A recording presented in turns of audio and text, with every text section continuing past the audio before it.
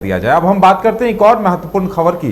तो गिरिडीह में बीजेपी का प्रशिक्षण शिविर आयोजित किया गया, जिसमें संगठन महामंत्री करमवीर जी भी मौजूद रहे, बाबूलाल मरांडी मौजूद रहे और तमाम कार्यकर्ताओं को और जो पदाधिकारी थे उन सभी के साथ बैठक की गई है और रणनीति तय की गई है। हम आपको तस्वीरें दिखा रहे हैं कि किस तरह से गिरिडीह में एक महत्वपूर्ण बैठक का आयोजन हुआ और बीजेपी की तरफ से यह मैसेज दिया गया है कि तमाम कार्यकर्ता नेता एकजुट हो जाएं।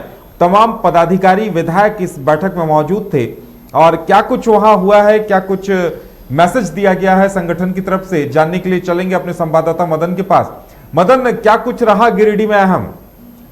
देखिए, 2 दिवसीय जिला अध्यक्ष, जिला उपाध्यक्ष और जिला परिषद के सदस्यों की एक महत्वपूर्ण जो है प्रशिक्षण शिविर मधुबन में लगाए गए, जिसमें कि प्रदेश अध्यक्ष बाबूलाल मरांडी, संगठन महामंत्री जो और भी बीजेपी के वरिष्ठ नेता हैं वो वहां पर पहुंचे थे और तमाम नेताओं को 2 दिनों का प्रशिक्षण दिया गया है। सबसे महत्वपूर्ण जो संदेश देने की कोशिश हुई है उसमें बाबूलाल मरांडी ने ये कहा कि परिवारवाद को खत्म करना और राष्ट्रवाद को आगे लाना जो है इस बीजेपी का जो है वो लक्ष्य है और इसे ही प्राप्त करना है। सबसे महत्वपूर्ण जो मूल मंत्र कहें इस बैठक का ये रहा। साथ ही उन्होंने कहा कि जनता के बीच हम बार बार जाएंगे।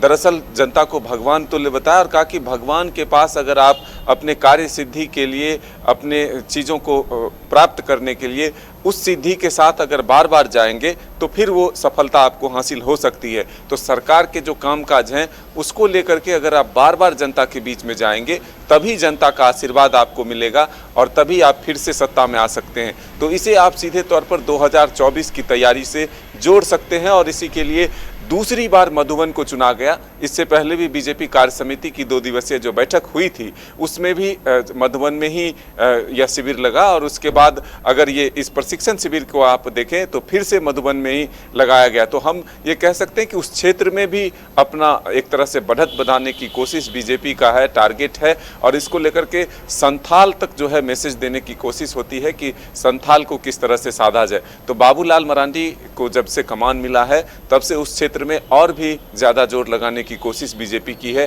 ताकि बेहतर परफॉर्मेंस किया जाए। तो आज के इस प्रशिक्षण शिविर में बीजेपी के स्थापना काल से लेकर के जो अब तक के सफर हैं उसको भी कार्यकर्ताओं के बीच रखा गया और अब सीधे तौर पर जनता के बीच जाकर के सरकार की उपलब्धियों को बताकर जो 2024 के टारगेट हैं उसको किस तरह से प्राप्त किया जाए इसको लेकर के टास्क दिया गया है। बिल्कुल मदन, इस बैठक की अगर बात की जाए तो जैसा आप बता रहे हैं कि जिलाध्यक्ष, पदाधिकारी और तमाम विधायक शामिल हुए, लेकिन बीजेपी के पास एक बड़ा परिवार है, कई बड़े आला नेता हैं। लगता है कि उन सभी को इसमें नहीं बुलाया गया था और बैठक हुई है तो जाहिर सी बात है कहीं न कहीं ये भी मैसेज है कि अब जो रणनीति होगी वो संगठन महामंत्री, संगठन के लोग और बाबूलाल मरांडी तय करेंगे। देखिए, विधायकों को जरूर बुलाया गया था लेकिन और भी कई नेताओं को अलग अलग क्षेत्र में अलग अलग टास्क दिए गए हैं। बीजेपी एक तरह से कहें तो चुनावी मोड में आ चुका है। तमाम जो राष्ट्रीय नेता हैं अगर हाल के दिनों में देखें तो दर्जनों से अधिक राष्ट्रीय नेताओं का दौरा झारखंड हो चुका है और सबसे ज़्यादा जो सेवा से समर्थन तक के जो एक कार्यक्रम चला था उसमें भी आपने देखा कि किस तरह से लगातार राष्ट्रीय नेताओं का दौरा जो है झारखंड में हुआ।